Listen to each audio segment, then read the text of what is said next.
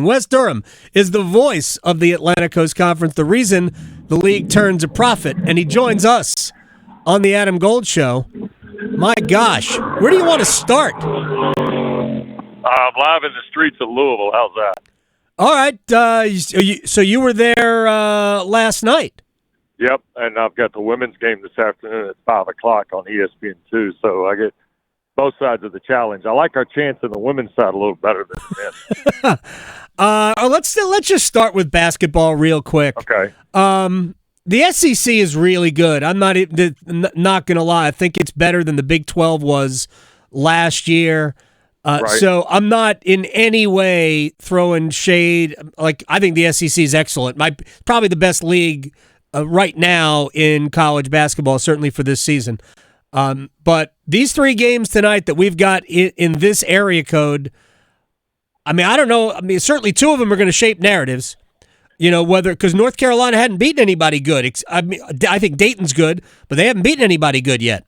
Right. Duke has the win over Arizona, and I think the jury is out on how good Arizona is based on what they have done since that game about a week ago. What are your thoughts on what we saw last night and tonight? Well, last night you saw probably that outside of Clemson, who we think might be pretty good, Duke, Carolina, and Pitt, there's not a lot to build with right now. And there are a variety of reasons there's not a lot to build with. And at the same time, you saw on the other side a conference that has made a commitment to basketball. Now, that commitment started about 10 or 12 years ago, right? Right, absolutely. But the landscape has allowed that conference to get better quicker. And the landscape, if you want to say the landscape, West, is the transfer portal and the NIL, that's exactly right. That's what I'm talking about. Because look at Ole Miss last night. Sean Padula is a good player at Virginia Tech.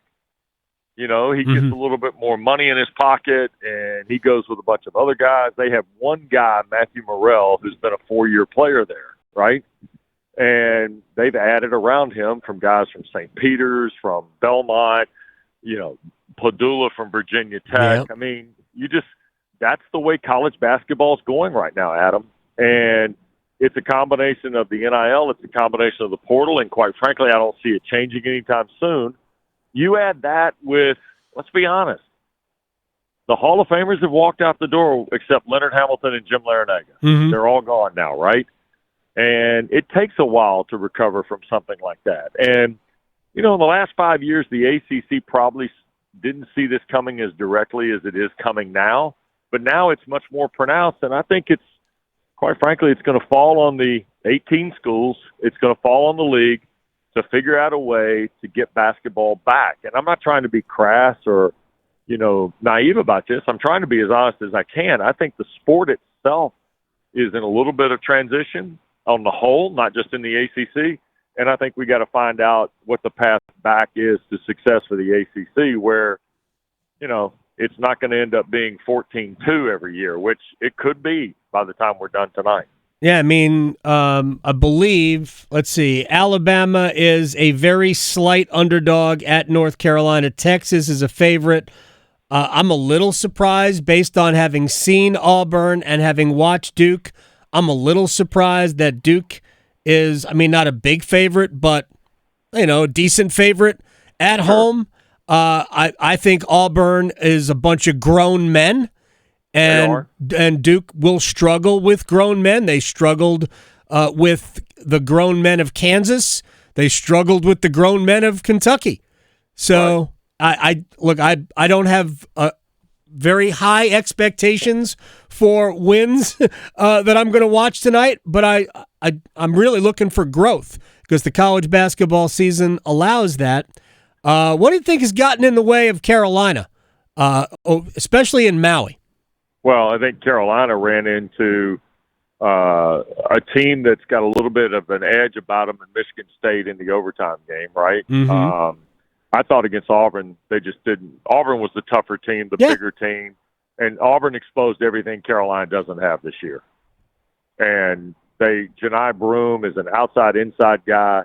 I mean, Bruce Pearl's got a team. You said it. Grown men. He's got depth. He's got 9 guys. I mean, think about it. He took Miles Kelly out of the portal from Georgia Tech, who started every game in Atlanta for about 2.5 years, and he comes off the bench as the 7th or 8th guy, right? Yeah. So that shows you the kind of depth they've got. And I think Auburn is really good. I think Tennessee is really good. Yep. And again, I'll go back to last night. The game the ACC won last night featured a team that is a rock-solid program that has gone through player development, does a little bit in the portal every year, but by nature is an older basketball team in Clemson. Yeah. And they got after a Kentucky team that is put together via the portal and 2 or 3 homegrown bluegrass guys. So, look, I think those are the differences you're seeing right now. Carolina is relatively inexperienced, with the exception of R.J. Davis and Seth Trimble and Elliott Cadeau, right? I mean, yeah. It's just that kind of basketball team right now. I think NC State, I think tonight's a really good measure of where Kevin's team is after what probably was a brutal trip to San Diego, given the outcomes. Yeah. And I think tonight is important for John Shire. I think if you're going to be a team that we talk about in the first 7 or 8 schools this year, you beat Auburn at home tonight.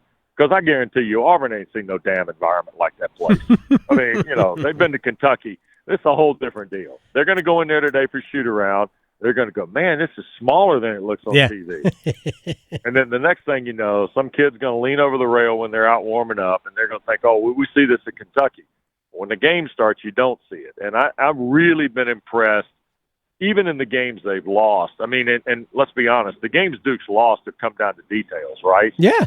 I mean, it's come down to the last 2.5 on each game. And so I would say that's probably been a point of focus for them. And I'll be interested tonight to see how they handle the back 10 minutes of a game against somebody like Auburn for sure. Yeah, Duke's 2 losses, Kansas most recently in Kentucky. Turnovers late in their last 2 possessions of each game, mostly Cooper Flagg, but also one Con Knipple. And the 3-point shooting for Knipple didn't make either game. He was 0 for 8 against Kansas. I don't know what the total numbers were against Kentucky, but he wasn't any good shooting the ball against Kentucky. We know he's an elite shooter. So ultimately, they lost that game against Kentucky. Heck, he didn't even have to hit more if like 3 other guys hit 1 more each. 4 for 24 against Kentucky. They win that game by 10 points. And the Kansas game was a great college basketball game. Kansas was a little tougher, and Duke just turned the ball over down the stretch. So they clear up those things. I think Duke will be fine. I just think Auburn, I like Kansas. I like Kansas better away from the basket than I do around the basket. I think Hunter Dickinson is a little bit overrated, but that's me. I got no use for him. But I thought their guards were really the story of that game, and that is where Duke has to get better. I think they have to have other options other than Cooper Flagg. Let me get to football since that. Oh, and real quick about the Wolfpack, they must have a 3-point game. You can't beat good teams, and I think Texas is at the very least a good team. You can't beat good teams and basically ignore the 3-point line. I don't. Yeah, and I would, they have I would to shoot add this too. I would add this too. It needs to come in small increments. Don't expect the team that hits 2 or 3 to go hit 9, right? Right. They need to have some degree of balance, and nobody knows that better than Kevin. But the other thing they can always do that at times I think has been a little foggy, they can guard. They need to guard. Yeah. And if you guard, you'll help yourself at the other end, especially against a team like Texas, I think. All right, to football. Jim Phillips is upset. He put out a statement last night. Sure. I would have liked to have seen Jim Phillips, go to Instagram, put out a video, go on YouTube, put out a hype video, something that the television, ESPN, whoever can put on their air. So rather than read a statement, but he's got a point.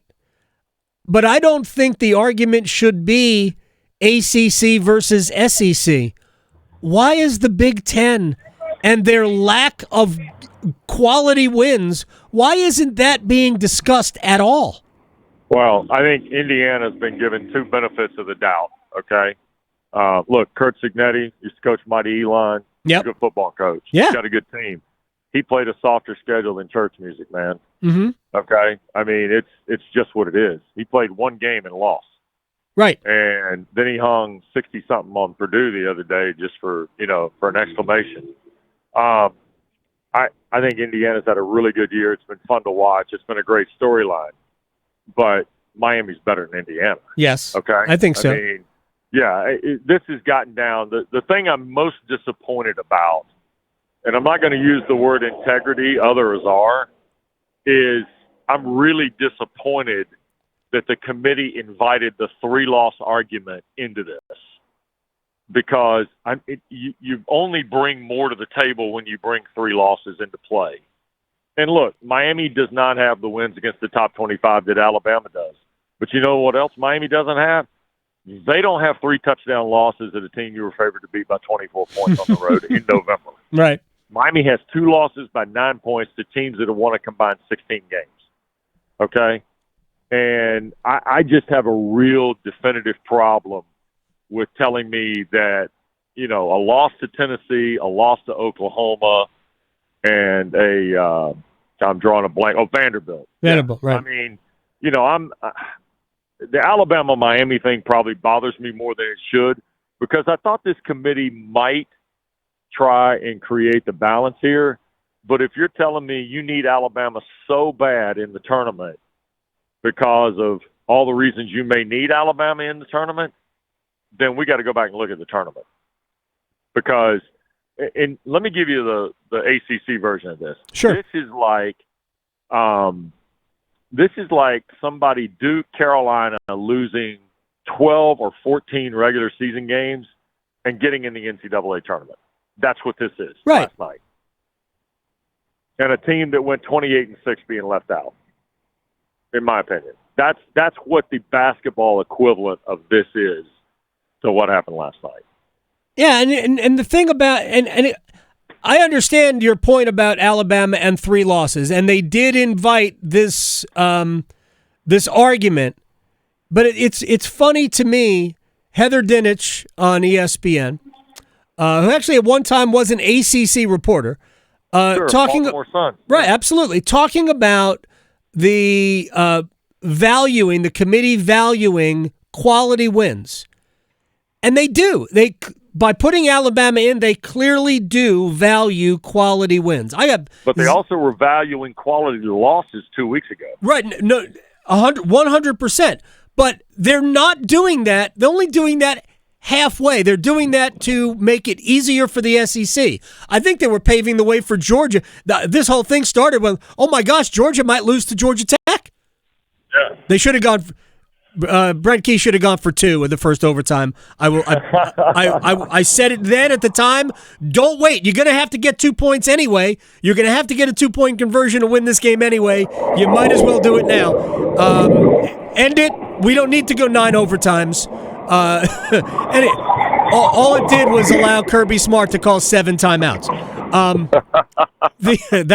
We have to stop. That rule has to go away. But the Big Ten does not have, they don't have any credentials other than, hey, Penn State's 11-1. They played 3 games against teams that are better than 500 this year. They played 3 games against teams that are better than 500. Indiana is 11-1. They played 2 games against teams that are better than 500. That's it. Just 2. How are those 11-1s better than Miami's schedule, better than SMU's schedule? Do you think if SMU loses to Clemson, SMU is in the playoff?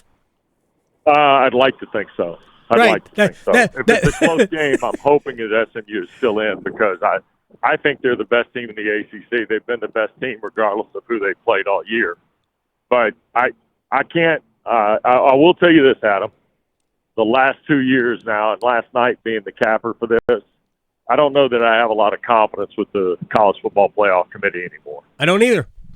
And I'm not real sure. I'd like to know a little bit more about Rich Clark's thinking, and Ward Manuel's word salad just does not do anything for me. But I need to know more. The transparency I was hoping for after last year we didn't get. So I guess I'm kind of at a stuck point with where this whole process is going into going into 25 for sure. But let's see how this thing plays out this weekend and what happens if SMU does lose. I don't think they will, but if they do, what does it look like? Right. And I'll be very interested to see what happens. Like, if Penn State gets beat soundly by Oregon, right, I think Penn State should be out.